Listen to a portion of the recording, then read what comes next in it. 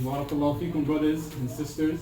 Alhamdulillah, it's nice seeing your faces again after a long duration. Inshallah ta'ala, we'll have a very beneficial and fruitful night, inshallah. So as usual, we'll continue with a short lesson, and then after that we'll pray Salatul Isha Jama'atan in congregation. And then after that we will have our dhikr session, inshallah ta'ala. So today, inshallah ta'ala, I didn't want to keep it too long. I'm just going to benefit you with a tafsir, an explanation, interpretation of a verse in the Quran. Alright, so one verse in the Quran specifically that I wanted to mention today, and it deals with the prayer, as-Salah, the five prayers, not five prayers, but it deals with the prayer. So this verse is حافظوا على الصلوات والصلاة الوسطى. حافظوا على الصلوات والصلاة الوسطى. So what it means is to basically protect or guard your prayers, and then the middle prayer. And specifically, it was mentioned Salatul Wusta, which means the middle prayer. Alright? So now what I wanted to mention today was, what is the middle prayer? What is Salatul Wusta? What is that middle prayer that was mentioned in the Quran? Because of course we as Muslims, we guard and we take care of all of our prayers, not only one prayer. But in this verse, Allah Ta'ala, He mentioned a verse, one prayer in particular. He didn't mention it by name. He didn't say Salatul Isha. It didn't say the Maghrib prayer. It didn't say the Fajr prayer. It said the middle prayer, Salatul Wusta. Alright, so what is that prayer that Allah Ta'ala specifically mentioned, right, in this verse? And for a benefit, right? It was mentioned for a benefit. Now, subhanAllah, I was studying this, and the different tafasir, the different explanations that were mentioned to this are very, very beautiful. Alright, so one of them that was mentioned is that interpretation of Salatul Wusta, that it is the Asr prayer. Right? The Asr prayer. Now the reason why it's considered the middle prayer is because it's in the middle. Right? We have five prayers, right, brothers and sisters? We have the Fajr, we have the Dhuhr, we have the Asr, we have Maghrib, and we have the Isha. So which prayer is in the middle? Asr. Right? So because the Asr prayer is in the middle of these five, the scholars in Islam said that what is meant by it is the Asr prayer. So what is meant by that special prayer, the Salatul Wusta in this verse, is Salatul Asr. And also because of a hadith of the Prophet alayhi salatu wasalam, during one of the battles, the Prophet alayhi salatu wasalam said, شَغَلُونَا عَنْ صَلَاةِ الْوُسْطَى صَلَاةِ الْعَصْرِ. Right, so the Prophet alayhi salatu wasalam said they busied us, or they prevented us from praying the middle prayer. And he mentioned in this hadith Salatul Asr. So he said Salatul Wusta, Salatul Asr. So the Prophet ﷺ explained it. So this is one of the verses, one of the hadith that scholars of Islam used to validify or to confirm that what is meant in the verse that I mentioned to you earlier is the Salatul Asr, is the prayer in the Asr time. But it doesn't stop there, subhanAllah. There are many interpretations. There is one interpretation where the scholars of Islam actually said that what is meant by Salatul Wusta is the Dhuhr prayer. The Dhuhr prayer. So how, and you understood how Salatul Wusta, how the Asr prayer can be considered in the middle. How in the world, think about it, is the Dhuhr prayer considered to be the middle prayer? And how is it considered to be the middle prayer? Because the scholars said, لِأَنَّهَا فِي وَسَطِ النَّهَارِ, because it comes in the middle of the day. So because it comes in the middle of the day, the scholars of Islam said what is meant by Salatul Wusta is, in this verse, is the Dhuhr prayer. MashaAllah. Because, and even you guys learned the Mukhtasar, you guys learned the obligatory knowledge in Islam. How do we know the entrance of the Dhuhr prayer? When the sun's in the middle of the sky and it declines, right? So it's in the middle of the sky. So this is another way the scholars of Islam use it to understand, to explain that the middle prayer is the Dhuhr prayer. There's an interpretation with the Salatul Wusta. Some scholars even said that it's the Maghrib prayer. Allahu Akbar. The Maghrib prayer. So think about it. How in the world is the Maghrib prayer considered to be in the middle? In what context? Or in which context is it considered to be in the middle? Nobody knows the answer quite, right? So you mentioned the Asr. We explained why it's considered the middle prayer. We mentioned how the Dhuhr prayer is considered to be in the middle. The Maghrib prayer is also considered to be in the middle in a certain context. The Maghrib prayer, of course, nobody guessed, right? This is Islamic knowledge. Always remember, never guess. If I were to ask you guys a question, it means someone who has heard it before. I know some places, when you go to seminars in schools and universities, they'll ask an opinion. They'll say, so and so, what do you think about this verse in the Quran? And the person literally has no knowledge of it. He's just guessing, right? If I were to ask a question, it means someone who has heard it before, right? Anyway, so back to what I was saying. The scholars of Islam consider the Maghrib prayer to be in the middle, and I'll explain to you why. Because it's 3 rak'ahs, right? And how many out of the prayers that we have? We pray the Fajr prayer. How many rak'ahs is it? 2. 2. Then what else do we have? Dhuhr is 4. Maghrib is 3. Asr is 4. Maghrib is 3. Then the Isha is 4. So in total, we have prayers that are 2. We have prayers that are 3. We have prayers that are 4. So which prayer is in the middle? When you look at it like this, Maghrib, right? Because 3 is between 2 and 4. 3 is in between 2 and 4. So mashallah, so the scholars of Islam, so what is meant by Salat al-Wusta in this context, and looking at the numbers of the raka'at, the cycles, they said that the middle prayer is the Maghrib prayer. Mashallah. The middle prayer is the Maghrib prayer. That's not it. There's more, mashallah. The Isha prayer, right? Some scholars in Islam also considered the Isha prayer to be the middle prayer. In what context? In what context is considered to be the middle prayer? The scholars of Islam said because it's between 2 witrs. Right? The scholars of Islam said it's between 2 witrs. Now what are those 2 witrs? You guys know what the witr is, right? The witr prayer. It's a prayer that a person usually prays after the Isha. Right? After the Isha prayer is when it's prayed. And witr is an odd number, right? In Arabic, when you say something is witr, it means an odd number. So the scholars of Islam basically said because the Isha is between 2 witrs, before it is the Maghrib. And how much raka'at is Maghrib? 3. Is it even or odd number? It's an odd number, so that's 1 witr. And they said it's between 2, and the next one is the witr prayer, the sunnah prayer that we usually pray at night time. So between the 2 witrs we have the Isha prayer, and because it's in the middle of these 2 witrs in this context, the scholars of Islam said that the Isha prayer is what is meant in that verse, حَافِظُوا عَلَى الصَّلَوَاتِ وَالصَّلَاةِ الْوُسطى. Inshallah. What else did we forget? What else is there? The Fajr prayer. Right? The Fajr prayer. In what context is the Fajr prayer in between to be considered the middle? In what context? As you guys know, the day in Islam begins when? By what time does it usually we consider the day to start? The Maghrib, right? When Maghrib comes in, we say this is the beginning of the day, or the beginning of that day. So let's start counting from there. So we have the Maghrib, we have the Isha, we have Fajr, we have Dhuhr, and then we have Asr.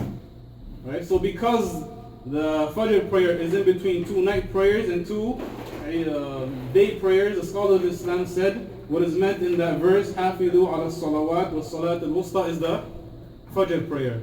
MashaAllah. And some scholars even said that it's غير معينة. There's no specific prayer, like it's majhula, it's unknown, right? Just as we know in the Laylatul Qadr, that actual night of Laylatul Qadr is unknown, and the wisdom behind it is so that people during the month of Ramadan, they will strive to see Laylatul Qadr, for it to be, for their ibadah, for their worship to be in that night, from the beginning until the end. Right? From the beginning until the end. So some scholars said that the middle prayer is unknown. Why? Because so that we as Muslims may endeavor to strive to protect all of our prayers, not only the Fajr prayer, not only the Dhuhr prayer, not only the Asr prayer, not only the Isha prayer, not only the Maghrib prayer. So for this same wisdom, so that we as Muslims may strive to protect and guard all of our prayers, not only one specific prayer. Because a person, he might hear this, one of these interpretations that the Salat al-Wusta is the Asr prayer, so he only prays the Asr prayer, for example. Or when he prays the Asr prayer, he'll pray with it, like with a lot of khushu'. But when it comes to Fajr, when it comes to Isha or Maghrib or anything else, it'll just be like a regular prayer. He won't think too much about it. So for this same wisdom, some scholars of Islam said it's unknown, mashallah. So this is to encourage us to to strive to protect all of our prayers. There was one tabi'i, one of the followers of the companions, his name is Rabi' ibn al-Khaytham. Rabi' ibn al-Khaytham. And this companion, or this tabi'i, may Allah Ta'ala raise his rank, he had a lot of patience. Right? He was known to have a lot of patience, to the point that his colleagues, the people that were there with him, they told him, لَوْ رَآكَ رَسُولُ اللَّهِ صَلَّى اللَّهُ عَلَيْهِ وَسَلَّمْ لَأَحَبَّكَ. Had the Prophet ﷺ met you or seen you, he would have loved you because of the patience that you have. Right? Because of the patience that this tabi'i exerted and showed and implemented in his life, the Prophet ﷺ would have loved him and agreed with him.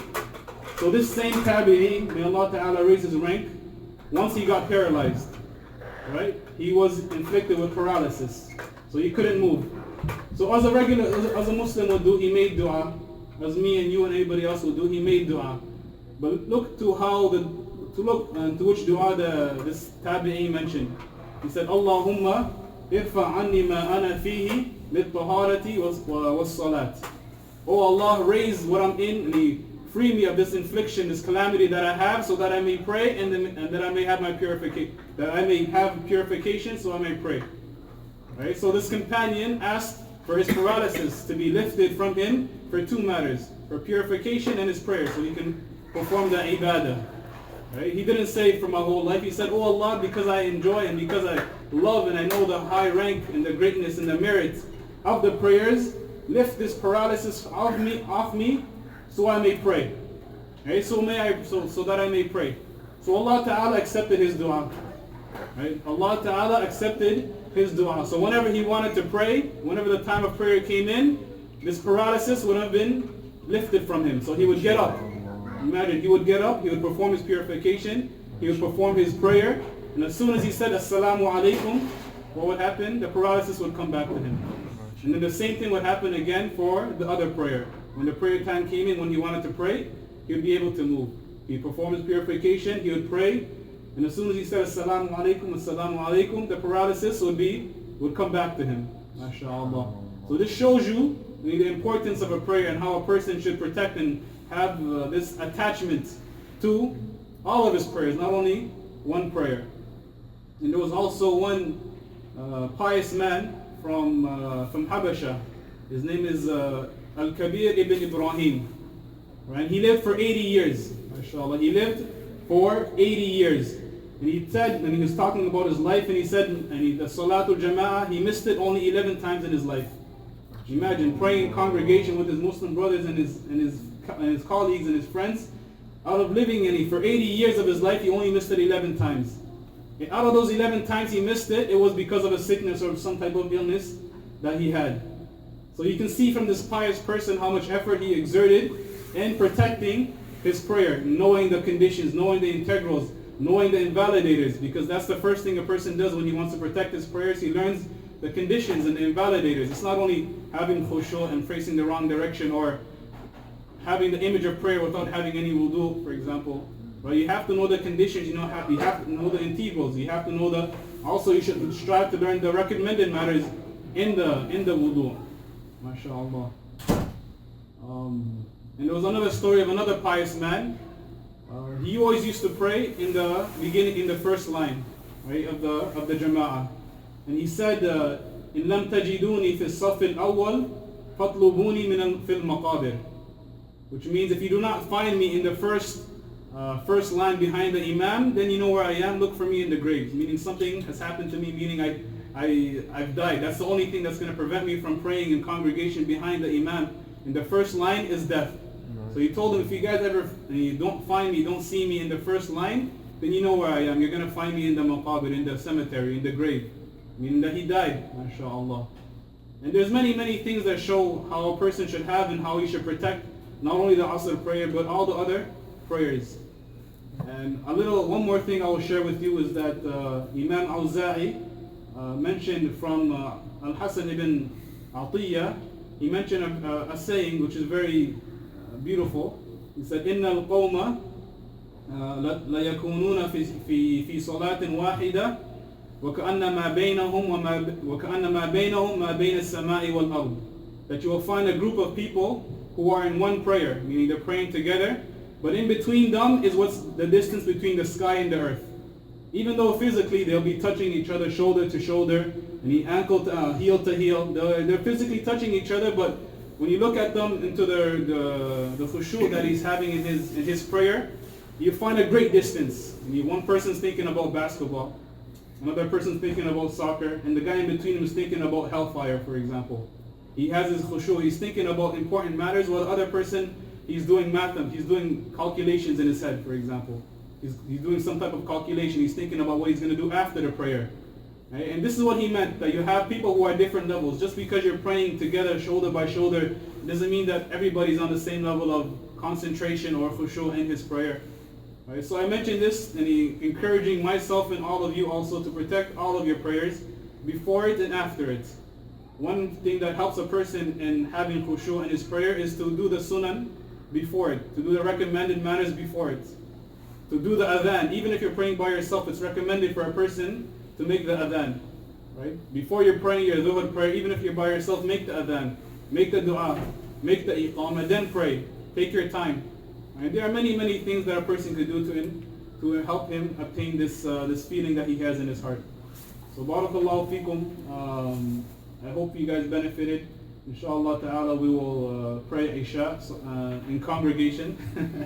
Have the khushu, learn and perform the prayers properly, and inshallah ta'ala we'll have our dhikr after. Barakallahu feekum. Alhamdulillahi awwalan wa akhiran.